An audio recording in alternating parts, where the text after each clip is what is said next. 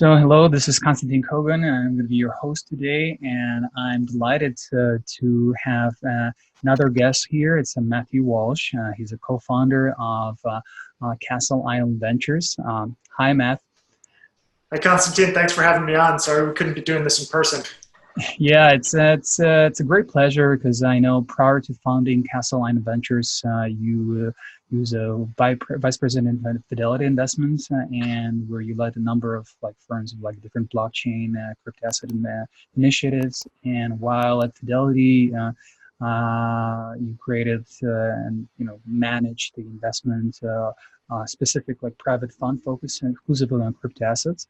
I know that Castle Ventures is a early stage venture capital firm focused exclusively on public blockchains, which is great. And we're going to talk about it, why you've chosen this investment thesis, why this particular infrastructure and application.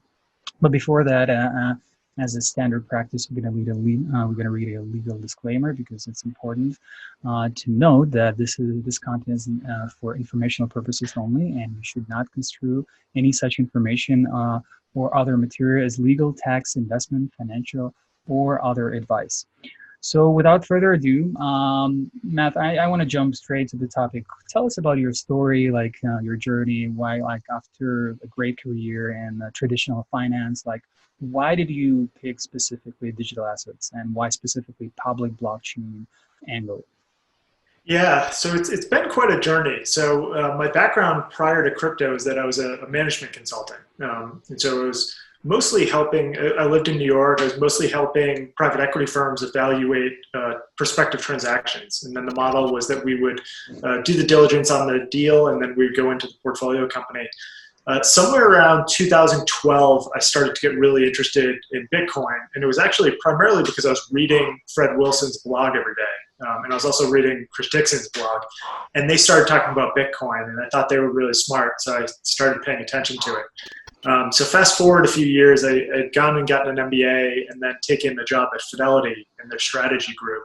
And I was really fortunate that one of the first projects that I got asked to work on was called scenario planning. It was an exercise with Fidelity's senior leadership team looking at a set of disruptive technologies and almost doing a wargaming exercise around if certain things were to happen, what would Fidelity have to have done right now in order to still be competitive in that future environment?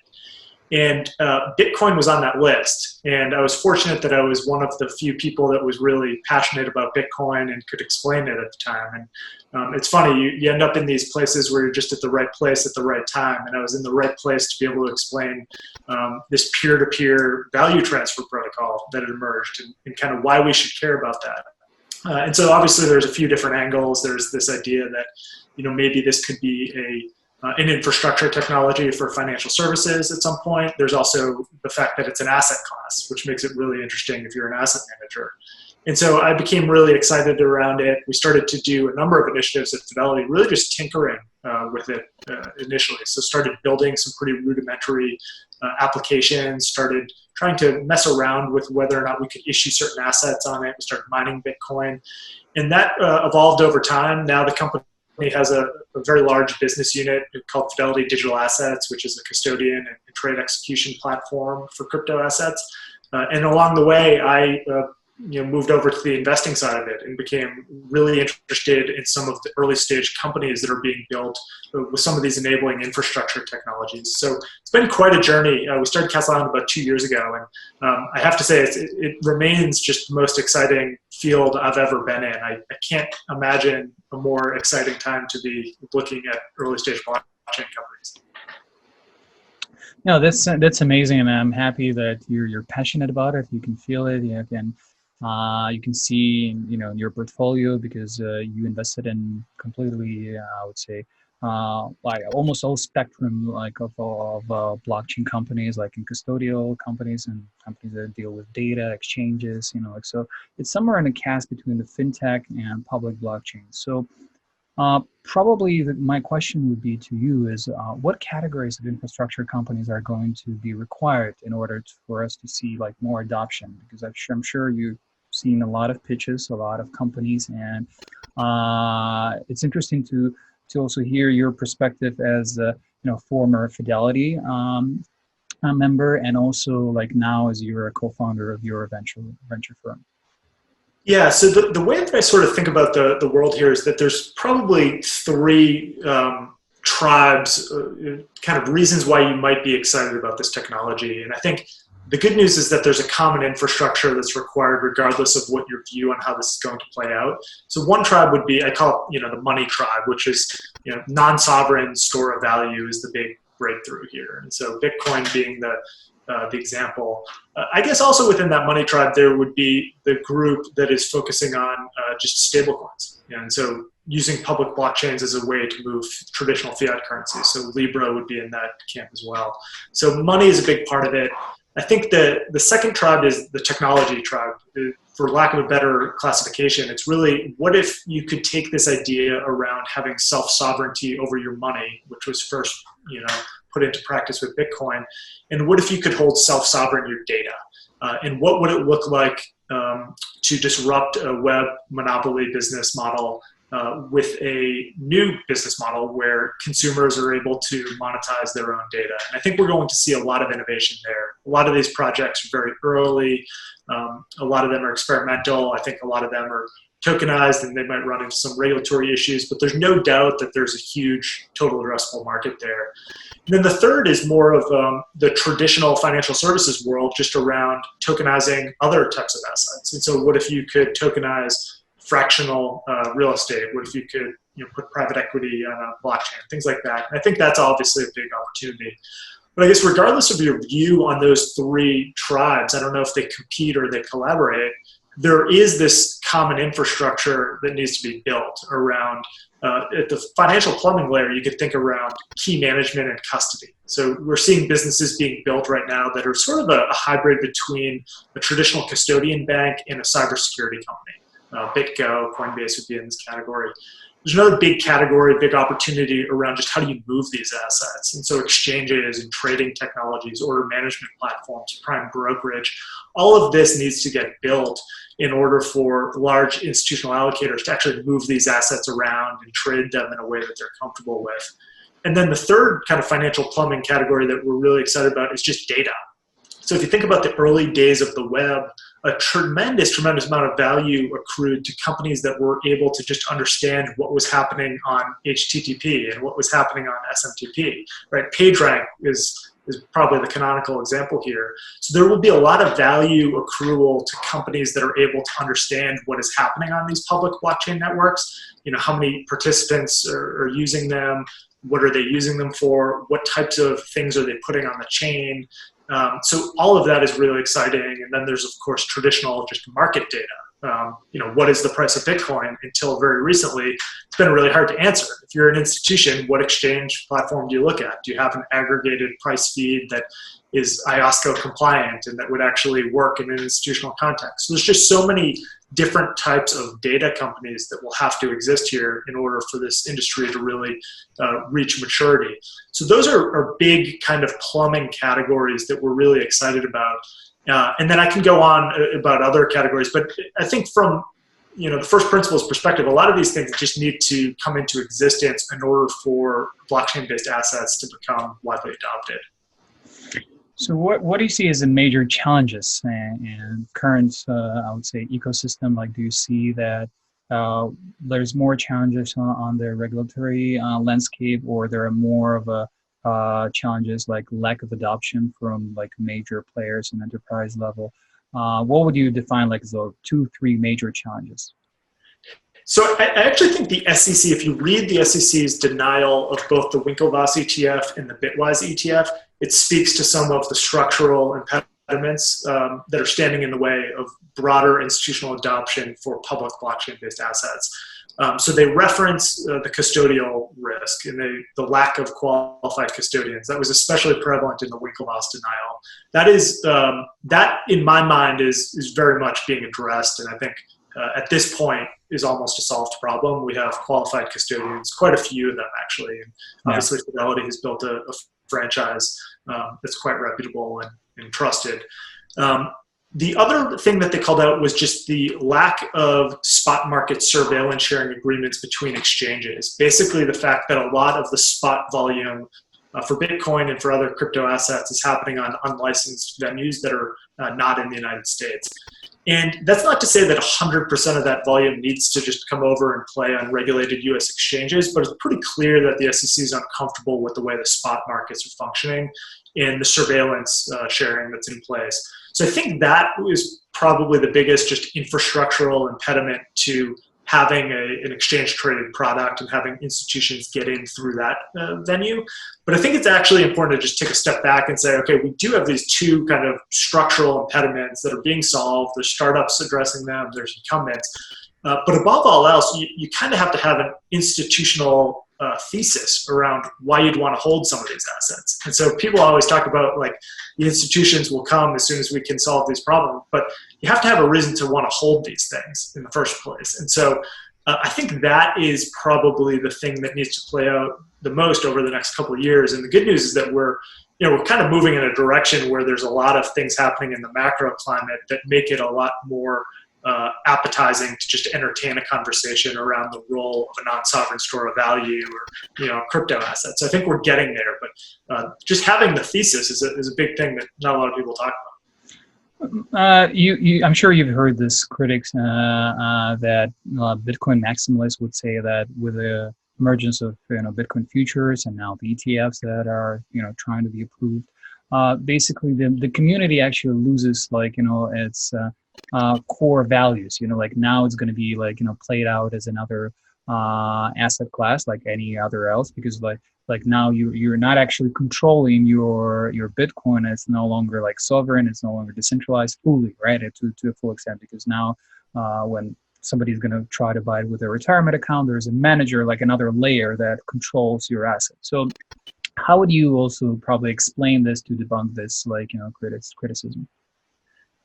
Yeah, so I think I hear that quite a bit. I think it's important to note that people have the ability to just opt into whatever type of custodial relationship they want. I do think it's important, I do think it's important to just have the ability to control your own keys if you want to. And I think that we'll likely see. I don't think that the safest long-term play here is to have individual custodians hold by themselves exclusively your key.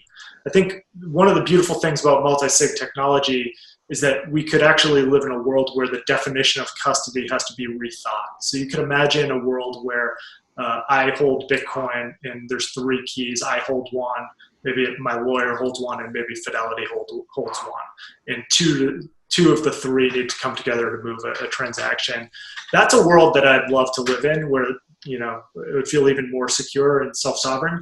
But I think the reality is that people are going to opt into these type of banking relationships. I think these service providers are offering a really valuable service. They're offering, lending, brokerage. They're, offering you the ability to sleep at night and not worry if you're, losing your ledger, your Trezor. So I think we're always going to live in a world where crypto assets are intermediated in some way.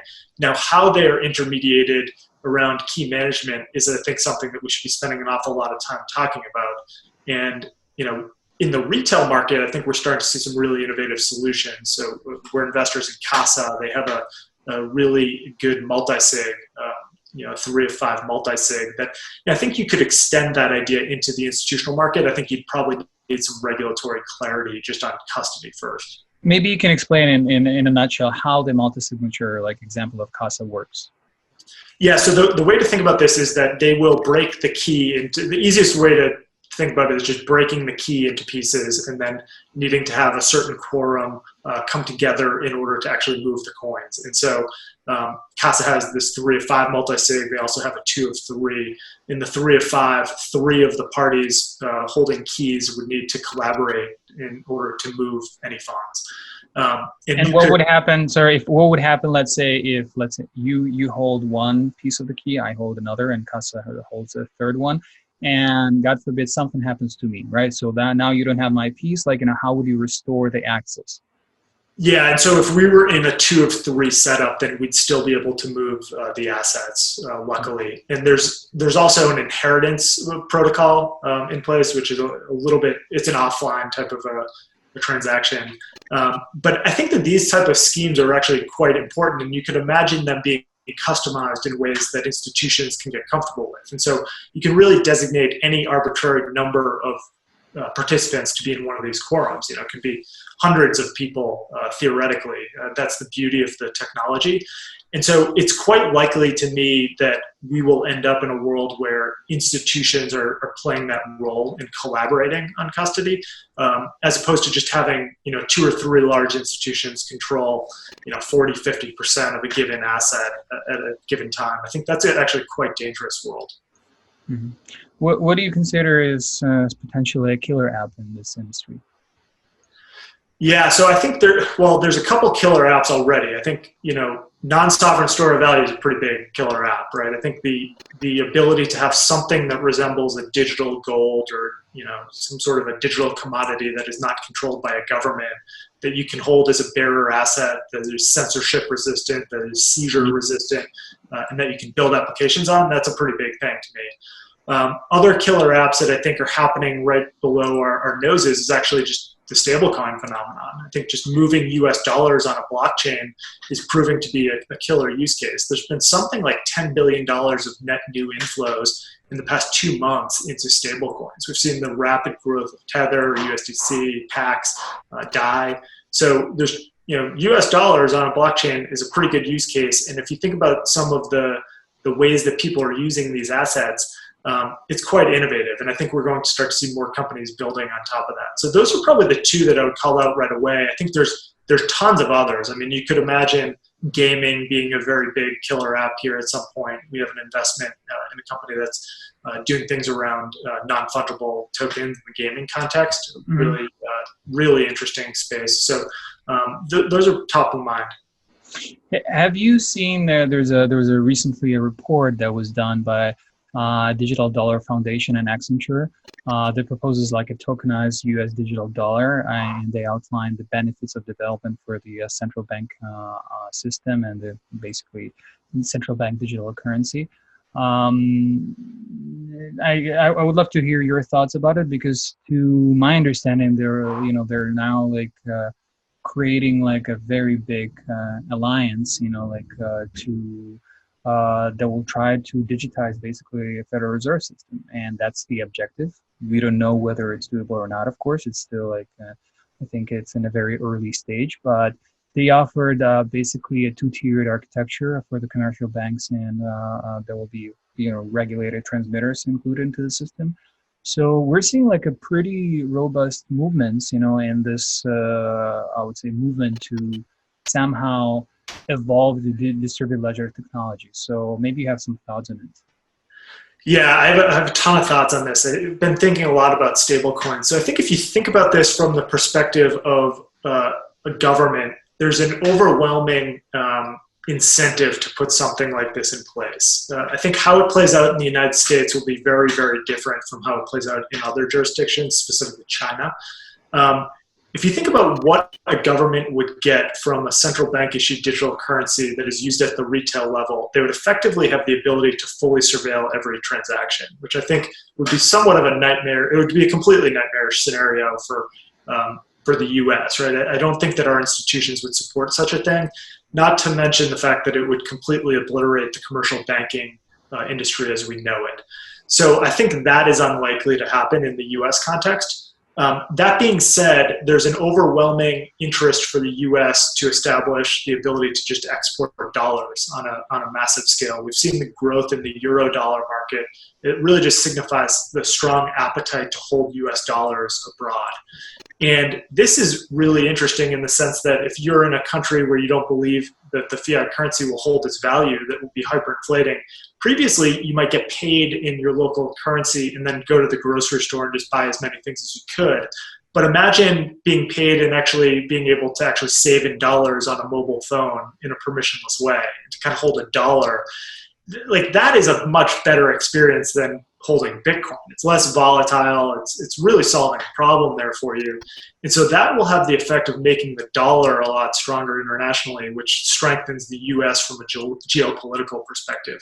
So I think we're going to continue to see commercial banks push forward these stablecoin initiatives that sort of play that role. I think USDC is pushing forward on that. It would shock, we're going to see banks. It would shock me if we don't see large banks moving into this in the next couple of years. We're obviously seeing Libra. I guess the final thing I'd say on this is that if you think about it from a totally different perspective, and that's just the wholesale use cases for having digital dollars, think about things like the overnight repo market, where you have billions of dollars of collateral, treasuries that are moving overnight between banks. You have US dollars moving through the Fedwire system. It's tremendously ineffective. And basically you have the same market participants that are just shuffling dollars, back and forth on old infrastructure all night. It would be a lot easier if they could have some sort of a digital representation of that treasury bill that's used as collateral, or of the dollar. And so that would be a really big breakthrough in my mind. It's kind of a boring plumbing thing, but if you think about some of the efficiencies that you could drive just in some of these overnight lending markets by having a digital dollar. Now, does the Fed issue that? Does the DTCC play a role there? I think we'd have to figure that out. It's not something where you could just have a small commercial bank issue dollars and settle global repo transactions. You'd have to have someone large like the Fed or the DTCC do it. So I think it's multifaceted, but it's inevitable. I don't, the genie's quite out of the bottle, I think, on this idea. So if you were just really quickly, if you would make a prediction, right? So when do you think there's a chance for that to be implemented? 2, 3 years along the way? I think there's a chance that within the next 2 years, we're going to see the total value of dollars on blockchains eclipse the total network value of some of the largest public blockchain crypto assets. I think that's happening really quickly. If Libra is able to launch and get their distribution through WhatsApp, I think it will happen even quicker. So I think this is happening. I think that the Chinese project is also going to happen within the next couple of years. I think that will totally transform digital yuan. It's going to be very different, right? The DCEP project. So, that'll probably happen in the next couple of years. Now, what's so interesting about this is that, it's sort of antithetical to the whole idea of a public blockchain in some ways, right? The only thing that it has in common is that maybe some of these things will ride on Ethereum or some other blockchains as Rails and be ERC20 represented or something like that. But what's interesting is that all of the infrastructure components that are required for a public blockchain, around custody and exchanges and trading technologies, getting data off of these things, that's all common infrastructure. So in a lot of ways, the stable coins are actually just benefiting from this huge build out of infrastructure that's essentially been built to support Bitcoin and Ethereum over the last, call it 7 or 8 years. No, you're totally right. And I feel like most of the time we're touching the fintech aspect of the distributed ledger technology. So I want to also, jump into the non-financial use cases. And I know that you personally, with your firm invested in some of the different types of technology that are also applicable. For example, timestamping, notarization. So maybe you can help us to understand what is the benefits and some real world use case scenarios, how you solve those problems. Yeah, so I'd say we focus pretty heavily on the financial market picture that I was talking about earlier. The other category that we're just tremendously bullish on is just the use of a public blockchain to timestamp and notarize things. These are, Bitcoin, Ethereum, others. They are public notary systems that anyone in the world can put data onto. It's really fascinating. And the assurances that you can have by putting data into a public blockchain, it makes it very difficult to tamper with it. And so depending on how you implement these ideas, they can become very powerful in the context of real world transactions. And not to say that you're cutting out the middleman entirely from all of these transactions. It's just that sometimes these middlemen become more trusted by virtue of using a blockchain on the back end, if that makes sense. So I'll give you a couple concrete examples. We have a company called Dust Identity, which is in the supply chain management space. So they have a technology that's probably be comparable to an invisible barcode. And so it would be used to put on the back of a high value part. It could be something that's used in the defense contracting industry, for instance. And as that part is matriculating through a supply chain, you will want to have a record of when and where that happened. And of course, you could do that on any central database, but you could also put that data onto a public blockchain. and you could put that record, and it would be very difficult to tamper with it if you can prove that it was in block, ABC on the Bitcoin blockchain. Who's going to be able to roll back the chain after 6 or 7 blocks, right? It becomes really difficult. So that's an interesting use case, and it doesn't have a token. They don't go to market as a blockchain company, but they can leverage those assurances of that public notary in a way that just makes the company that's operating it more trustworthy. Another example would be around deepfakes, actually. So we have a company that is built some software to analyze whether or not a photo or a video has been tampered with. And what's interesting about that is if you apply that to the insurance sector, there's quite a bit of fraud just around insurance claims that have doctored Photoshop photos. You might have had a tree fall on your car, but is it really your car? Is it really your tree? Was it really taken yesterday? Did the tree actually fall on it? There's all sorts of ways that you can manipulate these things, which is why insurance companies need to send people out to your home quite a bit. Now, what if you could take a picture using some software that would run that photo through a set of algorithms to dictate whether or not it had been tampered with? And not only that, but what if you could actually pinpoint the exact time that that photo was taken? So what if every 2.5, 3 minutes you can timestamp down to Ethereum or some other blockchain, or every 10 minutes down to Bitcoin, in order to actually take that picture and put it in a specific place and time? So I think that the design space for this idea is very, very broad. I think that it could be applicable in almost any industry where you need to have this notarization, of trust. And so I'm very excited when I see companies that have these real business models that would, probably work just fine without a blockchain, but their products and services just become so much more powerful by leveraging some of these assurances that previously you just frankly would never be able to do. Yeah, I agree with you. And by the way, I just had an experience probably last week. I use notarize.com. Yeah. And I can tell you that I was actually impressed, like how fast right now, we got connected online, everything less than 15 minutes, like as they promised. And there's a notary that without even payment, connected to us. I just confirmed that I agree with all the, all the terms and conditions. It was very helpful, and he, in front of us, he basically notarized 50-page document, and signed everything as e-signed. So we're already getting there. Like a lot of companies are understanding the value of I would say digital world and the value of simplifying like user experience. And now what you're saying, I guess, is more of now we're getting to the level of more security, right? How to make sure that those, even like there's human errors that might appear, and in legal affairs, it's very important, just to make sure they're like bulletproof and nobody's trying to mix the or misinterpret, the information, which is quite fascinating. So another question, which I'm sure there's different people who are listening to the YouTube, and then there's going to be also the podcast piece of it. So maybe you can give an advice for someone who is pitching to you. Like imagine there are projects that are also great, they're future unicorns, and they want to they want to contact you. So what will be the best way to contact you and to make sure that whatever they're presenting to you is actually needed, in your investment thesis?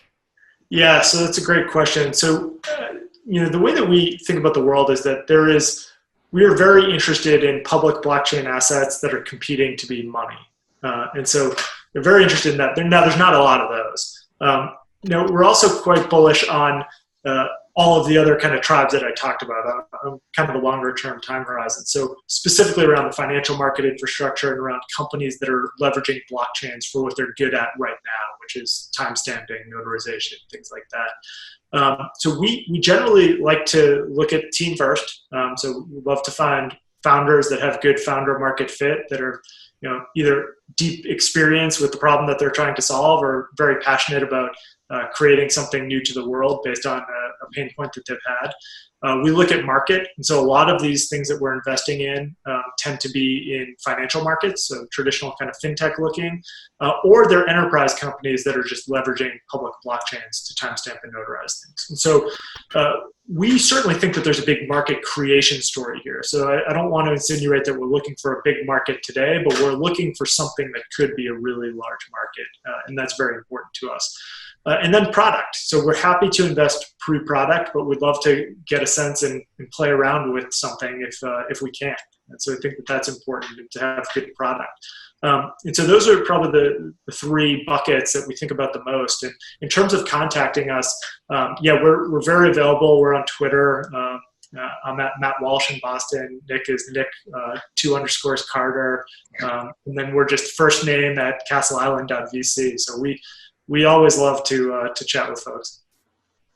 And when you say you also invest in a pre-product project, which is not a lot of firms are doing that. So is there any specifics so that a founder or a team would not waste their time and your time, and they will provide you the maximum, I would say, relevant information for you to make the right decision? Yeah, so I'd say the things that we have a thesis around certain categories that have to exist, and so a lot of those are in sort of financial plumbing type of categories where we see acute pain points based on some of our previous experience at a large financial services firm. And so to the extent that there are categories that have yet to be defined there, a couple of years ago, you can look at the data category as being really a perfect example there. Just, the example I said around what is the price of Bitcoin, that was actually a problem a couple of years ago, right? Like getting a real good index view on what is the price of Bitcoin. You can't just go on CoinMarketCap and mark your P&L to that. So things like that get us really excited, which is, some might say that's an odd thing to get really excited about. But those are the type of things that we are very happy to underwrite people that are building enabling technology that really has to exist in order to unlock pools of capital. No, I see. I think it's around. So and then the standard documentation, right? And like a pitch deck, one pager, right? What would you recommend? Yeah. So frequently people use PowerPoint. That's not required. I mean, we've seen some creative approaches there. Some people just talking through their ideas. Some people, have a video or something. So we're not kind of sticklers for process. But typically we like to meet people in person. Now this has been replaced by having quite a few Zoom calls. So we'll do calls like this to get to know people, and then we'll frequently ask to see supporting materials. That could be a pitch deck. That could be a financial model. Just really more detail around how the founders are thinking about the market opportunity, how they're thinking about building out the product, and then also how they're thinking about just the financing path of the business, which is actually something that I think people don't talk about it a lot, but it's really important if you're going to be a seed stage investor, just that these businesses, if they're going to need additional capital, that you think that there are pools of capital there that would be willing to underwrite something like the project that, whatever we're talking about in a 12 to 24 month time frame. So that's something that we think about a lot, is just who is the downstream source of capital to keep this vision alive. And what would you recommend, like a 3 to 5 year projections? Yeah, I think all projections are really just an exercise in seeing if if the founder is thinking about the business in a critical way. A lot of these what's the Mike Tyson saying, that everyone has a plan until they get punched in the mouth. It's kind of how all these financial models work. I don't think I've ever seen one that actually played out as anticipated. They're always either better or worse, but very rarely spot on. No, when I was raising money, so I remember we did like the worst case scenario, financial projections, and like realistic, scenario, and the bullish one, so we provided like 3 options, so that, and I do understand that they're all like hypothetical, because, until you actually deploy some capital, until we actually hire the people and spend some money, there's a lot of black swans, a lot of unknowns. So I'm just curious how you look at it, because, there's a lot of, funny, simple mistakes, which I see people are they're stressed, and there are still great projects there. A lot of people are reaching out to me also. That's why I want to simplify life for them, because I realize that's how hard it is to raise money. And if we can just help them to understand, basics, how to be most efficient, so that they will basically leverage their best assets that they already have, right? And they will also understand your needs, because I think the biggest challenges here, like, that people don't realize that every single VC, they have their own needs, they have their own thesis, they have their own like vision. So it's easier, like, when you just, outline those things and people will realize, okay, so now I have to this particular fund, I have to talk this way because they're interested in this angle, and now it's more or less clear. So, which brings me to another question. Did you really invest like recently, like in some companies, or you're looking to? Yeah, so we've actually made 17 investments over the past 24 months, and so we've been quite active here. So happy to talk about some of the recent ones, but they tend to be in that financial market infrastructure type of categories, and then the time stamping and notarization. So our model here is to do 15 to 20 investments per fund, and we're typically going early. So kind of building off what you were saying earlier, I think it's an important thing to also just talk about having a hypothesis at the seed stage. So, 15 to 20 investments, a lot of them at the early stages. One of the things we're always talking to entrepreneurs about is, what is your hypothesis on what's happening here, and how are you going to prove it? And what are the metrics that would let us know whether or not it's actually working, right? So they don't have to be revenue metrics. You do see companies that are raising Series A's off of no revenue. It happens, certainly. But it doesn't happen if you're not proving out your hypothesis in incremental ways. And so that's something we spend a ton of time on with all of our companies before we invest in them, is really, what are we trying to prove here and on what time horizon? So you want to see growth. You want to see some metrics that show like whether there's going to be downloads if it's an application, or if it's a B2B solution, how many partnerships, how many like accounts you will have, or like at least some projections for you to understand like whether this project is scalable, right? Yeah, or it could be things like a technology build. So we are going to build a technology, we're going to build a trade settlement platform that could pass a vendor technology review for a company like Fidelity. That would be a really important milestone, and that would be something that you put your heads down and work on to go prove it out. And so these are the type of things we're kind of thinking about, and it doesn't need to be turn on the revenue engine right away and we're off to the races. It's very much not how we think about it, but in some cases that will turn on faster than others. Yeah, there's one question that is typically also people don't ask during the interviews, but as we're having very open discussion, I will ask you. So were there already a case where you understand then, you mentioned you did 17 investments so far, right? Like recently.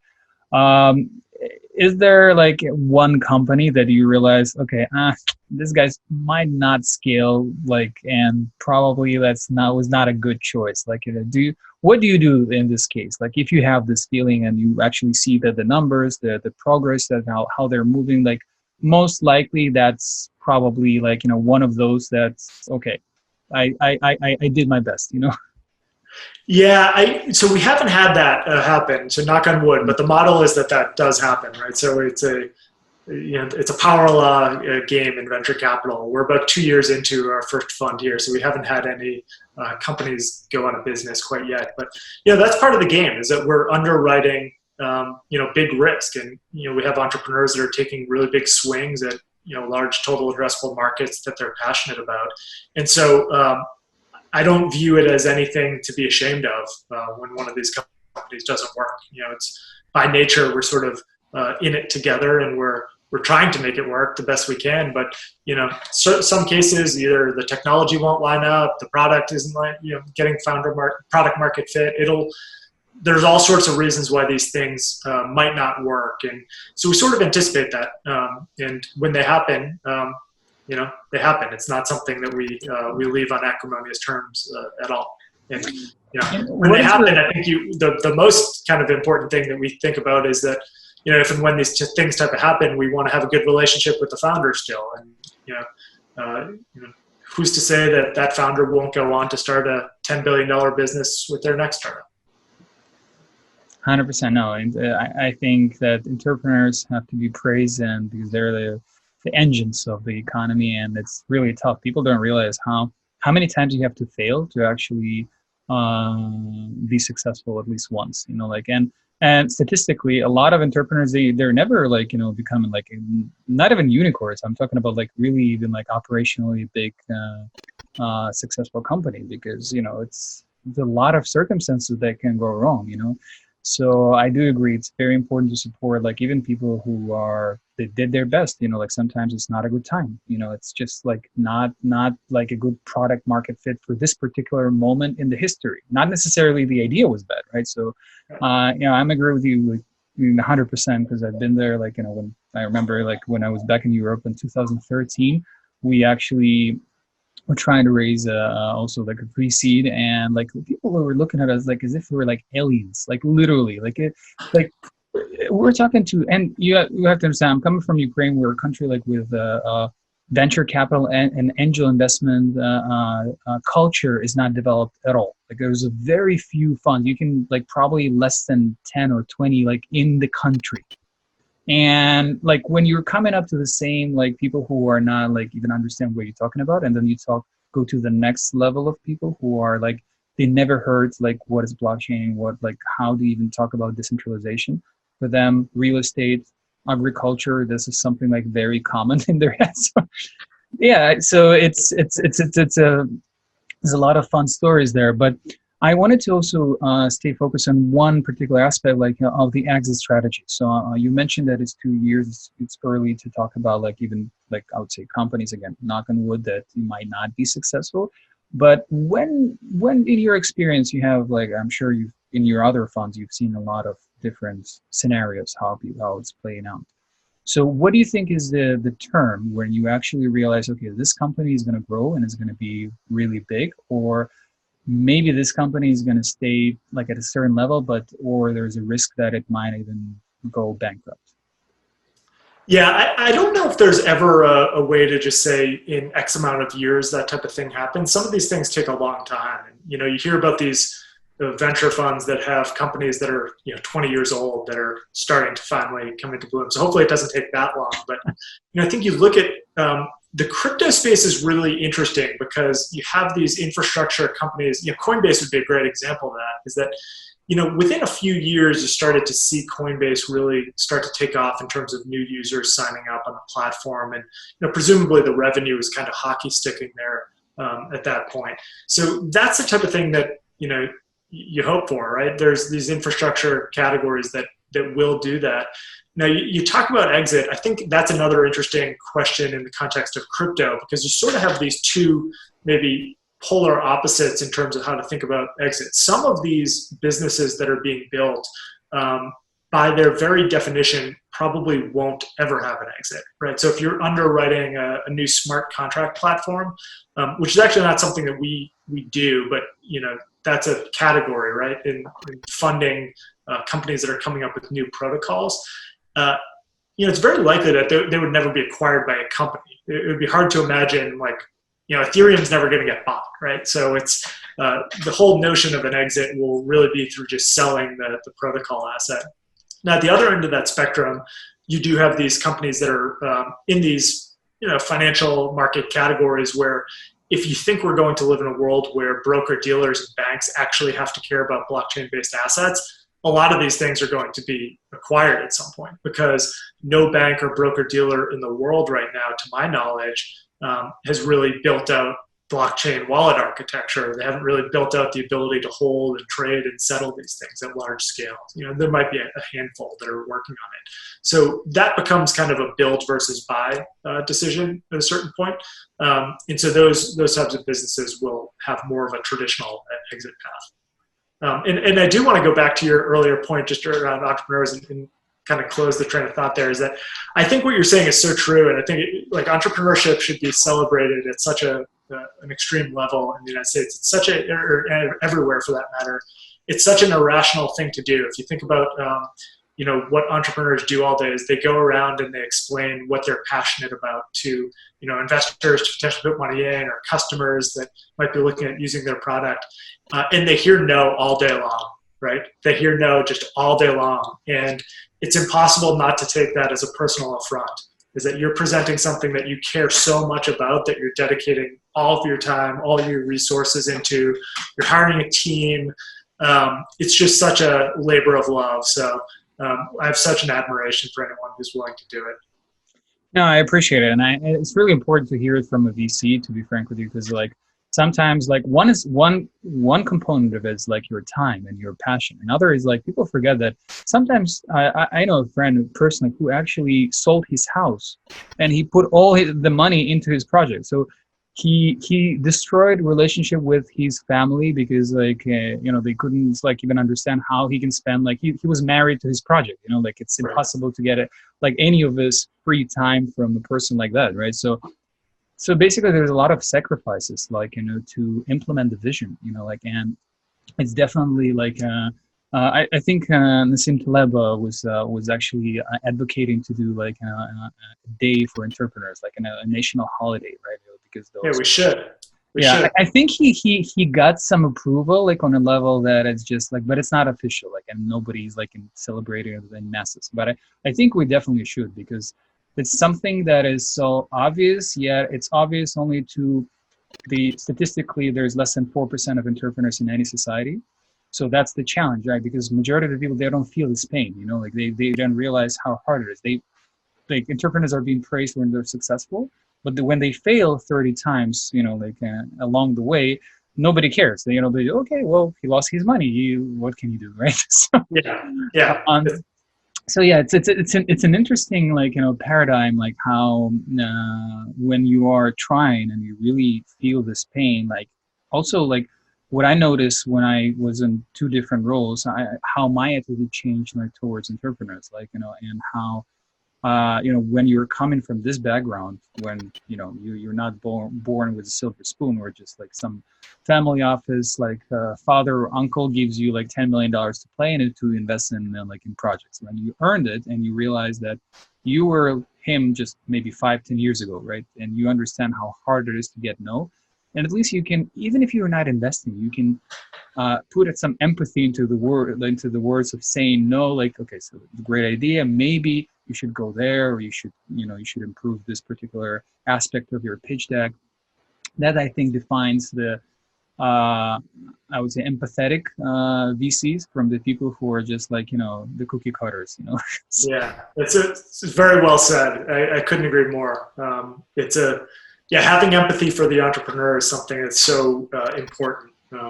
And because you only hear about the success stories, right? You don't hear. Someone was saying this a couple of days ago. Is it's sort of like you have 100 gazelles that are trying to cross a river, and we only really celebrate the one that kind of got across and took the company public. But there's a lot of sacrifice there. It's really important to remember that. Yes, and they were eaten. Some of them never. Yeah, some of them get eaten. Yeah.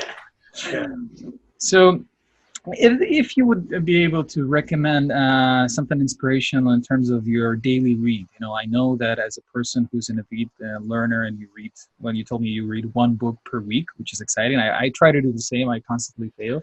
So, but if you would recommend some of the top, maybe 2 or some of the top 3 books that actually changed your perspective on the fintech or blockchain. Yeah, so I read a lot. I'd say I like history books, especially like financial history books. So I've read probably every book on kind of panics and crashes and things like that, and big disasters. So, Den of Thieves would be on that list. It's a classic. When Genius Failed, I really liked. Andrew Ross Sorkin's book, Too Big to Fail, is another great one. I just finished How Innovation Works by Matt Ridley. A new book that comes out, talks about the circumstances that make innovation thrive. Talks all about kind of the role of government and how our institutions can really foster innovation. I thought that was really good. So yeah, those come to mind immediately. In terms of blockchain and crypto books, I'd say I've probably read them all at this point. I read the new one that Jeff Roberts just put out about Coinbase. I thought that was really good.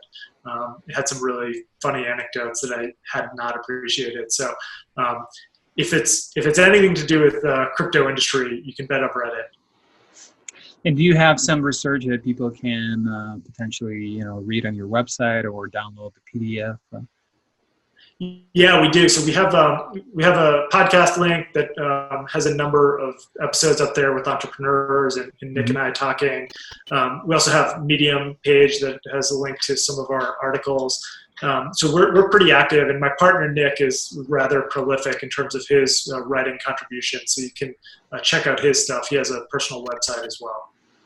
Perfect. We'll put a link in the description, and I'm sure people will be interested to take a look. And maybe the other question is is there any other people to follow who you also admire? Again, it might not be in crypto space. It might be people who just inspire you, on level of history, ontology, economy, whatever, psychology, whatever you think that is interesting for people to explore. Yeah. So the people that I'd say John Pfeffer has probably influenced my thinking the most in terms of how I think about public blockchains. So John is a former partner at KKR and does not write often, but when he does, it's really poignant. So he wrote this essay called The Institutional Investor's Take on Cryptoassets. I think it was back in December of 2017. I think it holds up incredibly well, and I think it's worth reading.